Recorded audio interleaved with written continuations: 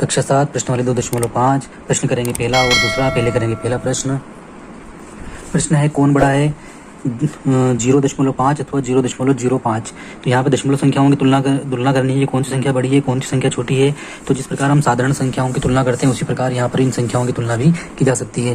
जैसे हमारे पास में लिखा हुआ है यहाँ पे 850 और यहाँ पे लिखा हुआ है हमारे पास 848। तो दोनों संख्याओं की तुलना करने के लिए हम क्या करते हैं कि इनके आगे के अंक को देखते हैं कि ये बराबर है या नहीं है। अगर जो आगे का अंक बड़ा होगा तो वो अंक बड़ा है, वो संख्या बड़ी है, और जो संख्या छोटी है वो छोटी है।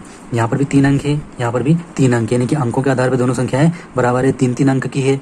अगर अंक ज़्यादा होते हैं, एक संख्या में अंक, जैसे यहाँ इसमें 4 अंक हैं और इसके अंदर 3 अंक है, तो 4 अंक वाली संख्या बड़ी होती है, 3 अंक वाली संख्या छोटी होती है।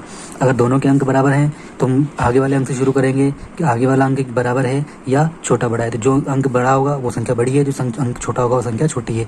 लेकिन हम यहाँ पे देखते हैं कि आगे के अंक से दोनों बराबर हैं, दोनों जगह 8-8 है। इसका मतलब है दूसरे स्थान में देखते हैं यहाँ पर 5 है, यहाँ पर 4 है। बड़ा अंक इसके अंदर है, इसके अंदर है, इसका मतलब ये वाली संख्या बड़ी है। उसी प्रकार दशमलव वाली संख्या के बारे में करेंगे। यहाँ लिखा हुआ है 0.5, यहाँ लिखा हुआ है 0.05। दोनों संख्याओं को हमने लिख लिया। दशमलव के आगे वाले स्थान से तुलना करते हैं, दोनों के आगे 0 है, आगे से संख्या बराबर है। अब जो है हम पीछे की तरफ चलते हैं। यहाँ 5 है, यहाँ पर 0 है, तो कौन सी संख्या बड़ी होती है? 5 बड़े होते हैं। इसका मतलब ये वाली संख्या, ऊपर वाली संख्या बड़ी होगी। इसी प्रकार एक उदाहरण और देख लेते हैं, जैसे कि इस वाली संख्या के अंदर है यहाँ पे 1.37 और 1.49। तो हमने आगे की तरफ से संख्या को देखा, आगे की तरफ से दोनों संख्याएं बराबर हैं, और ये संख्या यहाँ देखते हैं, इधर की तरफ चलेंगे और दशमलव की इधर की तरफ चलेंगे। तो यहाँ देखा हमने कि आगे की संख्या दोनों बराबर है, यहाँ 3 है, यहाँ पे 4 है, तो 4 अंक वाली संख्या जो है वो बड़ी है। अगर ये वाले स्थान के ऊपर संख्या बराबर होती तो फिर आगे वाला स्थान वहाँ भी बराबर होती, तो आगे वाला स्थान हम देखते हैं। एक उदाहरण और देखते हैं। संख्या है 184.2360 और संख्या है 27.2380। अब इस प्रकार की संख्याएं हैं, तो सबसे पहले हम संख्या की तुलना करने के लिए तो दशमलव के आगे वाले जो अंक हैं उनकी तुलना करते हैं। अगर वो आगे वाले अंकों से बराबर है तो फिर हम दशमलव की तुलना इस क्रम में पीछे वालों से करते हैं। यहाँ दशमलव के आगे वाले देखा हमने, यहाँ पे है, आगे से तुलना करेंगे, यहाँ पे है 1, यहाँ पे 3 अंकों की संख्या है, यहाँ पे 2 अंकों की संख्या है, तो 3 अंकों की संख्या बड़ी होती है। अगर ये यहाँ पर अब तीनों अंकों की हो गई, अब यहाँ पे करते हैं तो तीनों अंकों की जो आगे वाली संख्या है उसको हम देखेंगे पहले कि यहाँ पर 1 अंक है, तो 1 अंक से ये बराबर है, आगे वाले अंक से बराबर है। दूसरे स्थान पे देखा यहाँ पे 8 है, यहाँ पे 2 है, इसका मतलब है 8 वाली संख्या बड़ी है। अब प्रश्नों को समझते हैं। यहाँ पे लिखा हुआ है 0.5 और यहाँ लिखा हुआ है 0.5। तो यहाँ पर दशमलव चाहो तो हम संख्या को पास लिख सकते हैं। दशमलव के आगे हमने देखा यहाँ पर भी 0 है, यहाँ पर भी 0 है, यानी कि आगे से दोनों संख्याएं बराबर हैं। दशमलव के बाद वाले संख्याओं की तुलना करते हैं। यहाँ पर 5 है, यहाँ पर 0 है, इसका मतलब 5 वाली संख्या बड़ी है। तो कौन सी संख्या बड़ी है? 0.5, यानी कि ये संख्या बड़ी है। 0.7 अथवा 0.5 आगे से तुलना करी, दोनों जगह दशमलव के आगे 0 है, यानी कि आगे के अंक से बराबर है। दशमलव के स्थान से पीछे वाले अंकों की तुलना करते हैं। यहाँ पे 7 है, यहाँ पे 5 है, कौन सा अंक बड़ा है? 7 अंक बड़ा है, तो 0.7 वाली संख्या बड़ी होगी। इसी प्रकार 7 अथवा 0.7। अब ध्यान दीजिए, यहाँ पे संख्या में दशमलव नहीं है, ये पूर्ण संख्या है और ये दशमलव वाली संख्या है। तो जो पूर्ण संख्याएं होती है वास्तव में उनके पीछे 0.00 लगाया जा सकता है, और ये संख्या है 0.7। दशमलव वाले स्थान से तुलना करते हैं, इसके आगे अंक है, यहाँ पर 0 है, तो आगे वाला अंक 7 यहाँ ज़्यादा है, यहाँ 0 है, तो 7 अंक ज़्यादा है 0 से, इसका मतलब है कि संख्या बड़ी है। 1.37 और 1.49 इसकी तुलना करते हैं दशमलव के आगे वाले अंकों से, आगे वाले अंक से ये संख्या बराबर है। दशमलव के पीछे वाले अंक से हम तुलना करते हैं।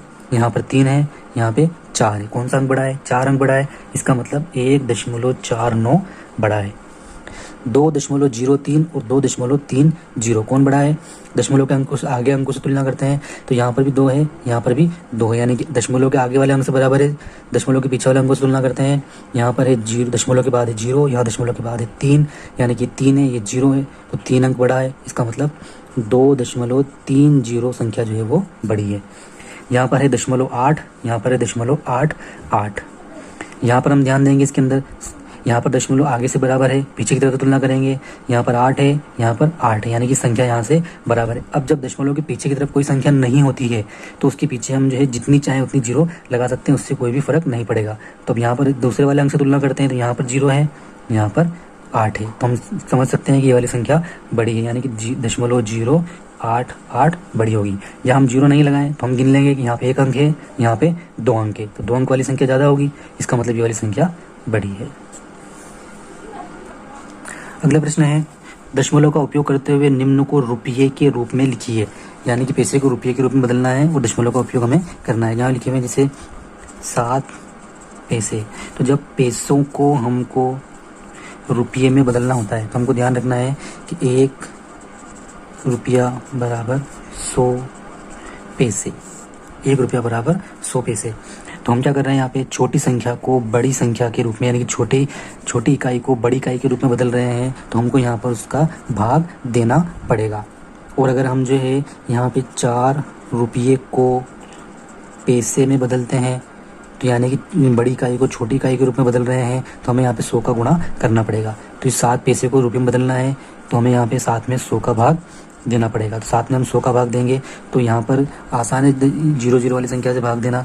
यहाँ पे लिखेंगे 7, यहाँ पे कितनी 0 है नीचे, 1 2, तो अंक गिनेंगे 1, यहाँ पर 1 अंक और नहीं है, तो यहाँ पर लगाएंगे दशमलव 0 और 1 लगा देंगे दशमलव। तो ये हो गए हमारे पैसे, 7 पैसे, यानी कि 0.07 रुपये। अब इसको पैसे को बदल दिया हमने रुपयों के रूप में।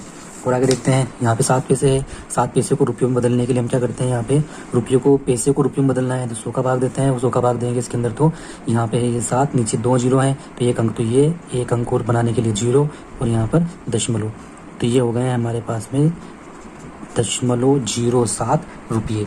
अब यहाँ पे 7 रुपये 7 पैसे को हमको जो है दशमलव का उपयोग करते पैसे के रूप में लिखना है। तो यहाँ पर ये 7 रुपये हैं, तो 7 रुपये का तो कुछ भी नहीं करना है, लेकिन 7 पैसे हैं, तो 7 पैसे को हम जो है रुपयों के अंदर बदल लेते हैं। जैसे यहाँ बदला तो ये भी हो जाएगा आपके पास 0.07 रुपये। अब इन दोनों को जोड़ लेते हैं, यहाँ पे रुपये है और ये दशमलव के रूप में रुपये है, तो इन संख्याओं को जोड़ लेते हैं। यहाँ ध्यान दीजिए, हमको जोड़ना है 7 + 0.07 को। तो जब इस प्रकार की संख्या हमारे पास में जोड़ में होती है तो हम कैसे जोड़ते हैं, यहाँ पे दशमलव नहीं है, यहाँ पर दशमलव है, तो इस वाली संख्या को हम लिखते हैं 7 और इसके पीछे नीचे वाली संख्या के हिसाब से 0 लगा लेते हैं। इस वाली संख्या को जोड़ना है तो इसकी दशमलव, इसके नीचे ये 0 और ये 7, यहाँ भी 0 लगा लेते हैं। 7 को जोड़ा 7, 0 के 0, यहाँ दशमलव की दशमलव, 7 के 7, तो ये हो गया 7.07 रुपये। ये हो जाएगा 7.07 रुपये। इसी प्रकार यहाँ पर है 777 रुपये 77 पैसे। 77 रुपये है, पैसे को हम 70 रुपये में बदल लेते हैं, तो 77 पैसे को रुपयों के अंदर बदलेंगे तो 100 का भाग देंगे। यहाँ पर इस भागफल कितना आएगा, यहाँ पे है 2 अंक, यहाँ नीचे है 2 0, ऊपर है 2 अंक, तो बस इसके बाद दशमलव लगा देंगे और जोड़ लेंगे 77 रुपये को 0.77 रुपयों से जोड़ लेंगे। तो इसी प्रकार जोड़ेंगे, 77 रुपये हैं और ये 77, हम जो पैसे से रुपये बनाए इनको इसके अंदर जोड़ना है, तो ये इस प्रकार से 77 रुपये 77 पैसे, 77.77 रुपये। इसी प्रकार यहाँ पर है 50 पैसे को रुपयों के अंदर बदलना है, तो हमने देखा है कि 1 रुपया बराबर 100 पैसे, तो हमको छोटी यूनिट को बड़ी इकाई में, यानी कि छोटी इकाई को बड़ी इकाई में बदल रहे हैं, तो यहाँ इसके अंदर 100 का भाग देना पड़ेगा। ठीक है, तो यहाँ पर नीचे 0 0 है, तो यहाँ पर 1 0 से 1 0 काट सकते हैं। यहाँ पर जो हमें 1 अंक बचा, नीचे भी 1 0 है, 1 0 बची, तो ऊपर जो है 1 अंक के बाद दशमलव लगा सकते हैं, तो ये हो जाएगा 0.5 रुपये। 235 पैसे, अब 235 पैसे हैं, तो पैसों को रुपयों में बदलने के लिए हमको उसके अंदर 100 का भाग देना पड़ेगा। तो 100 का भाग देंगे, यहाँ पर है ऊपर, यहाँ 2 0 है, ऊपर है 3 अंक है, तो हम पीछे से अंक को गिनेंगे, 1 2, दशमलव लगाएंगे 2 और 3 के बीच में, तो ये हो जाएगा 2.35 रुपये।